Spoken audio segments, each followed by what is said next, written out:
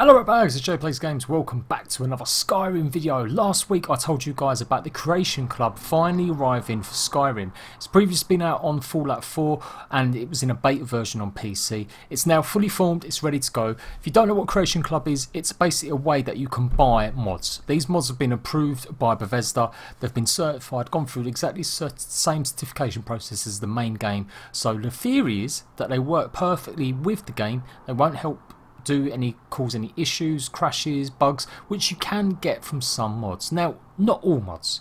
There was controversy because all of these mods that are available are usually free, but these ones are paid mods, and I mentioned that last week. What we're doing today is we're actually going to take a look at it live and see what's going on with it.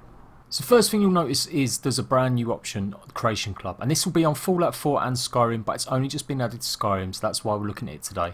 When you log into it, it'll ask you for an email. It's usually your email associated with your account, and you'll come to this screen. Now, if you're quick, it is the last day today, I do believe, where you can get the survival mode for free. Survival mode is a free mod at the moment, but when it's not, when it's finished, it's going to cost you around 500 points. So the Creation Club has its own point system, which you can buy using real money, obviously. Again, the theory is that when you buy these purchases, some of it goes to the actual mod creators. There's a few problems with this. The actual mod creators at the moment consist mostly of Bethesda. While some of these have been made by people that are doing it off their own back, etc., you know, hobbyists, people that don't work for the company, the initial outline, the initial mods that are here have been made by Bethesda. I tried getting some research into exactly what ones were Bethesda and what ones were the actual modders, and they keep that information pretty close to their chest. But going by their statement which they issued, they did say that the first initial wave would be a mixture of Bethesda created mods and mods made by, you know, people that just love the game. So that's a bit of an issue because it is then DLC. To me, I don't call it mods, I would call it a DLC. It's downloadable content, and for me, most DLC is paid for DLC, unfortunately. Or you could even call it a microtransaction. Anyway, we're going to talk briefly about whether or not it's good value for money once we've gone over some more of the basics so you fully know what you're going to do and what you're going to get. When you load up your Creation Club for the first time, you will receive 100 credits. You can see on the bottom left there that little flashy sign. I've got 750 because I've already bought some. But you do get 100 free credits. Now if you're on Xbox, you get 100 free credits to spend on either Skyrim or Fallout. On PS4, however, you get 100 credits for both games. So in theory, you could buy 2 of these mods DLC for both games. Anyone can become a creator. These are not just open to, you know, people that have previously made mods. If you know how to make a mod, obviously using the engine, the settings, you can look into it and apply on the website. This isn't simply a case of porting over the mods that were previously available on PC. In fact, Bethesda have stressed that it's down to them being original works rather than just ports from popular mods. And as you can tell, comparing the first initial selection, they're nowhere near as involved as some of the mods that are out there that completely change the game. So it makes me wonder, why would you bother? Why are you going to spend actual real life money on some of these when you can get the equivalent for free? Well, let's dive into it and see what ones you've actually got available. So looking at apparel, that's the only one I could actually buy. With my 100 free credits, it gave me the chance to buy Arcane Accessories. From robes that grant spellcasting bonuses to ancient tomes holding powerful spells like Paralysis, Rune and Unbounded Frost, this pack will increase any mage's effectiveness. Creations are obtained through a quest and appear in containers in the world. So you extra stuff basically for your robes, extra stuff that you can use when you go and find them in the world. And you might be thinking, yeah, that's pretty sweet, but that still cost me extra money. Well, it will do if you've already spent your 100. Then we've got Divine Crusader. Let's take a list. Now you too can wield the powerful equipment of the Divine Crusader, Perennial White Strake, once reserved only for the revered Knights of the Nine. Creation features 2 sets of armour and 2 weapons and is obtained through a quest. That's 500 credits. We're going to go through exactly how much the credits are in real money. But if you don't know, this is famous for coming from Oblivion. One of the actual DLCs on Oblivion was centred around the Knights of the Nine. Okay, let's take a look at the credits then and see what our money can actually get us. So you will see there are different options available. We've got $5.99 for the 750 credits. £11.19 for 1500 credits, 3000 credits for 19.19, and 5,500 credits for $29.99. First three don't really offer that much extra value compared to buying them on their own. Yes, you save maybe £2 if you buy the big pack, but what are you going to buy with that pack at the moment? Not a lot. You will save a lot of money if you do go and buy the 5,500 credits, but again, there's nothing really to buy. So I went ahead and bought 750. So 750 equals, call it £6. So that means for 500 credits, that's what? That's going to be about £4. And we're only generalising here, don't worry about getting your calculators out too much. So £4, $6, $6 I can get 2 new arm sets, 2 new weapons. Is that really worth it? It might not seem like a much, but for me $6? There are some great DLC in games out there that is much more expensive, and there's some that are much more cheaper. The Creation Club does feel like it's just a way to rinse money out of people. With the way it's flooded it with microtransactions, it is definitely something they've just added just to make a bit of extra cash. It would be really nice to say that lots of this money is going to creators, but from the research I've shown, and correct me if I'm wrong or if they've updated it, less than 25% is actually going to the creators of these mods. Now, Xbox take a significant cut of anything that goes through their services, hence why Bethesda have set up the coin purchase. In that way it saves us a little bit of money instead of buying these individually using credit like real money. But still, it's an expensive way to buy stuff that is pretty much free if you know where to look and you can find out some good mods. Some people really like the ease and convenience though, some people like the official way it's doing it, and at the end of the day, if the content offers value for money, if the content gives you good playtime, do you really care? Probably not. I am sceptical, and I'm trying not to be sceptical, but it definitely feels like it's a bit of a cash grab. This one offers creatures. We've got zombie mode here. In Skyrim, when the sun falls, the dead rise, beat back the zombie hordes and retrieve valuable malt flesh. Creations appear at night at certain locations in the world and through a quest. And then gameplay. Let's take a look at the survival mode. So remember, this is free, but got to get it today. Go and download it off your Xbox or your PS4. It may be even too late on PC. And you can imagine what it does. It means you have to eat, you have to think about temperature, things drain your stamina more, you can't fast travel, you have to run everywhere. So it's definitely a good mode, and I will be trying it as it's free. But lots of games offer this type of mode for free. In fact, there's lots of mods games out there that already do this. So again, why are you going to buy it from Bethesda? Well, I guess it's a way to repay some of the work that some modders do. So it would be nice to see who actually created this mod. And the reason it's got any names, as I said before, I found it very hard to find the actual creators of these mods. Well, we're going to go through the rest of them anyway. So there's Arcane Archer Pack. Give your hunting a magical advantage with equipment specially designed for archers, like telekinesis arrows, soul stealer arrows, fire and ice arrows, lightning arrows, and a unique power that equips a bound quiver. So you can see there through the screenshots, that's how easy it is to buy it. Known as the Paladin's Blade and Sword of Heroes, this legendary claymore is imbued with powerful magic like fire resistance, spell absorption, and devastating damage. Now I'm pretty sure, if you spend a bit of time, it's been a while since I played Skyrim, and I've put in a good 1,000 hours in that game. I'm pretty sure you can imbue most weapons with some of these spells. So why are you going to the purposes of doing this thing? I'm being negative again, I can't help it. I just hate seeing companies take people for a ride, and Bethesda are definitely taking people for a ride. They've had problems with this before. They've tried different ways, and fair play, they keep trying different ways to actually give back to the modders that help make some of the mods and prolong the life of their game. Without mods, Skyrim wouldn't be nowhere near as popular. Even though only people on PC got to play them for such a long time, it still meant that YouTube videos, streaming, things like that got a longer life. They tried paying modders directly, so modders would upload their mods onto the site and then people would actually buy the mods there and then. But unfortunately there was too many accusations of modders stealing other people's work. There was no way to really regulate it, and so they canned that idea.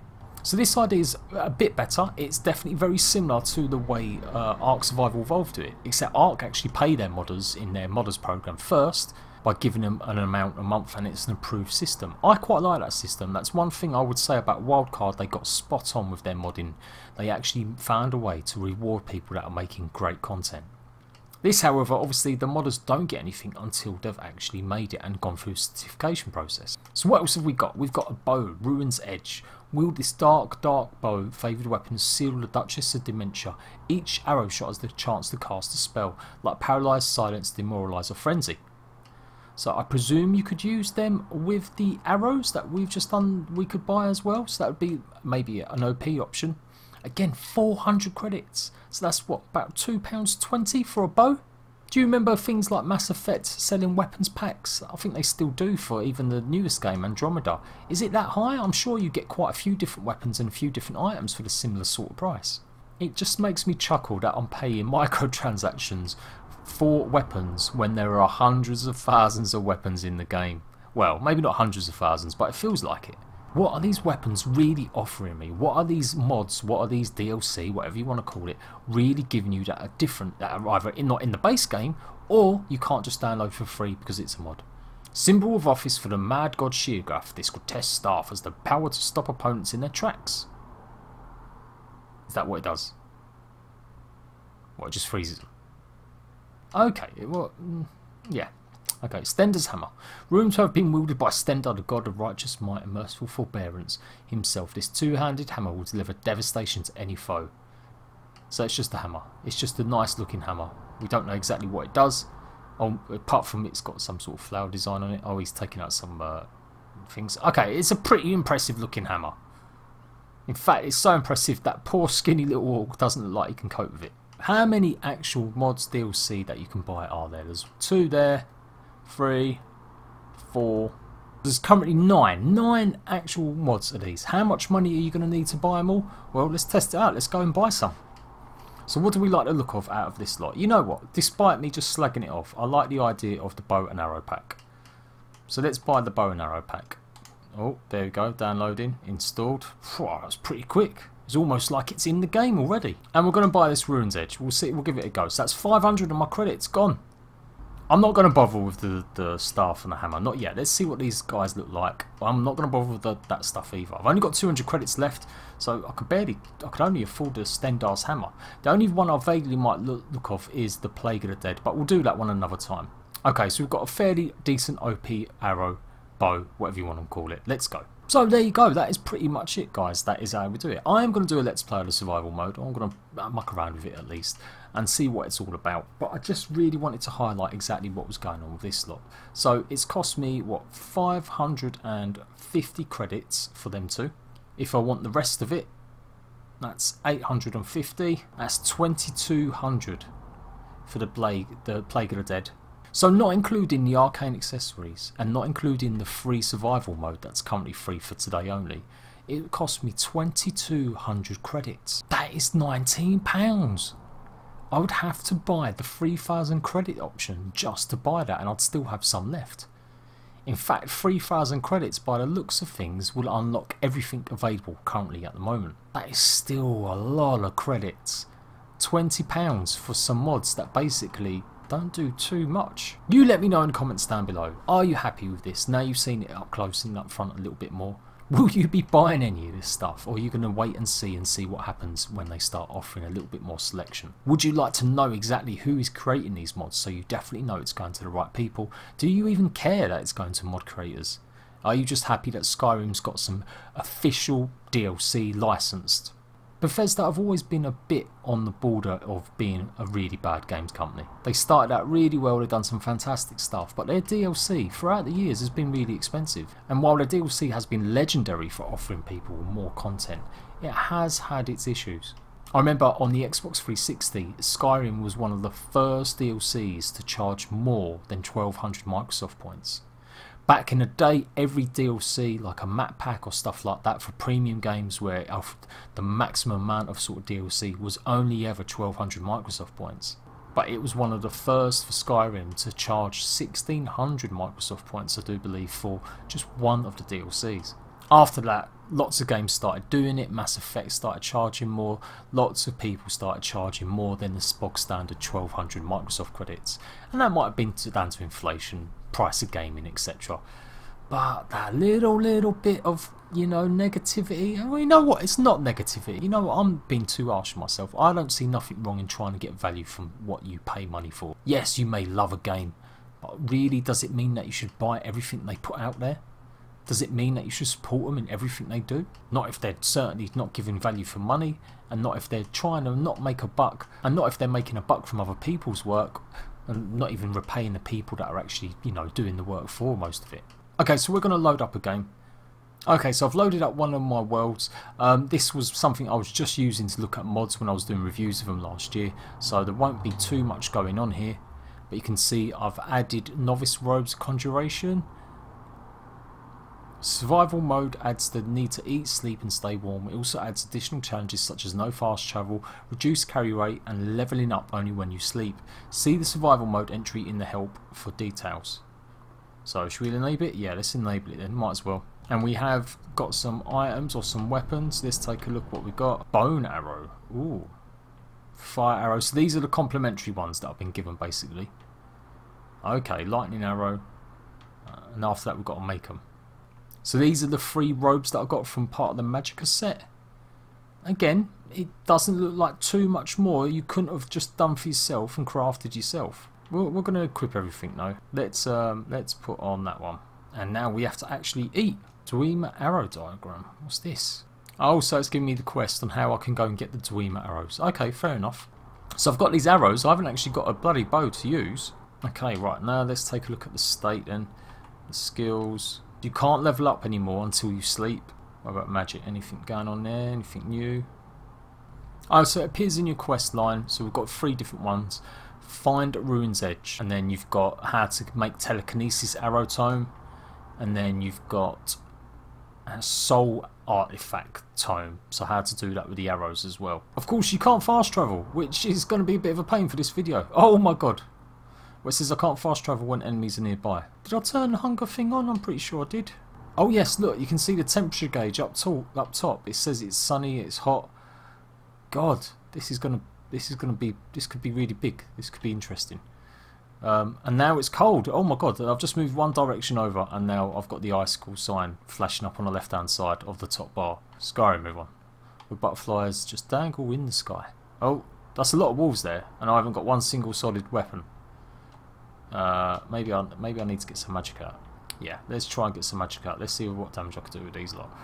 Whoa, hello, no, come on. Flames of Anor, die. Drink up patient or wait for it to cover. Okay. Oh, yeah. Okay. Oh, no. Whoa, hello. You're a big guy.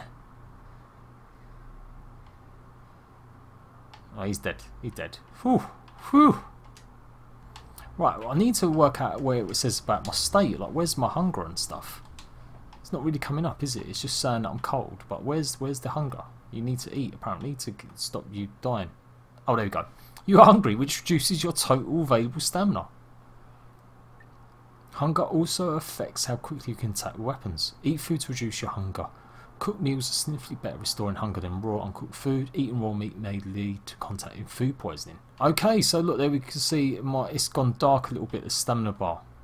Has it really gone dark? Oh god, there's dragons everywhere. Oh, might nick a sword here. Oh. I'm legging it, mate. I'm legging it. Oh, I can see it. So on the stamina bar there, you can see there's a little bit of dark red. There's a tiny little sliver. You can barely see it.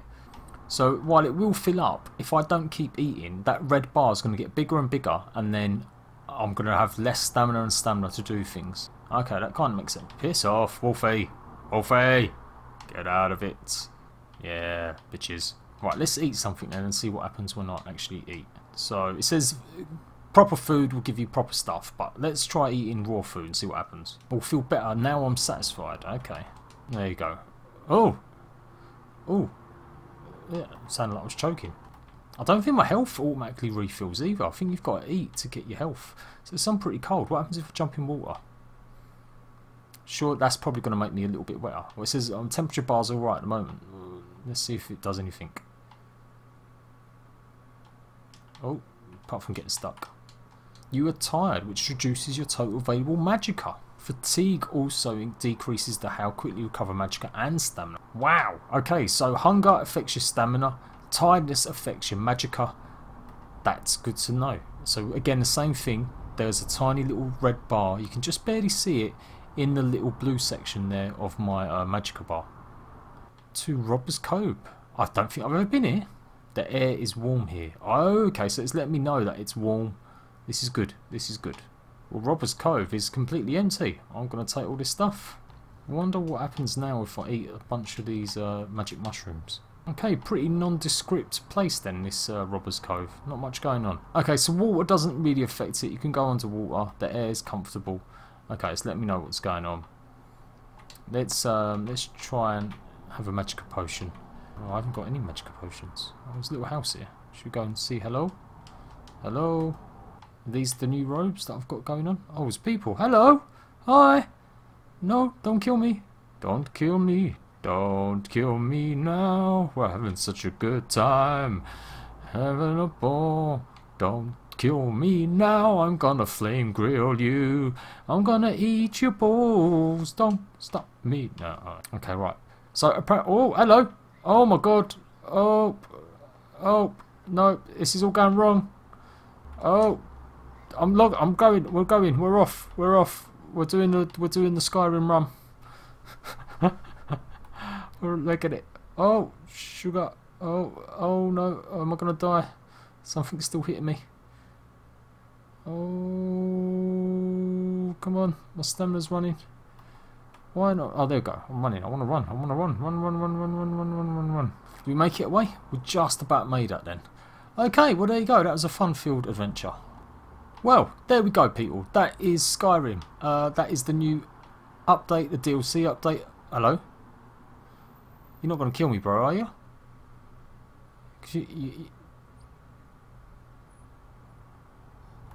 Really?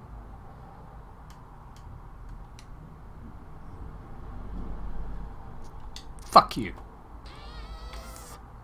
Whoa, this thief has got stuff. Yeah, come at me, bro, with your little knife. That's not a knife. I'll show you a knife, mate. Oh no, he's going to kill me. Oh no. Oh, no. Come on. Fames of Anor. No! If you want to see me play this, if you want to see me grumble and moan about these microtransactions while I play it, then hit me up with a like. I would love to visit Skyrim. I've actually been looking for an excuse to play it. I missed out on it when it came out last year because Arc came out on PS4, sorry. And so it just kept me really busy. I didn't have a chance to really visit Skyrim mods as much as I wanted to. But if you'd like to see me do some more of this, hit me up with a like. I will see you, ratbags, for more news very soon.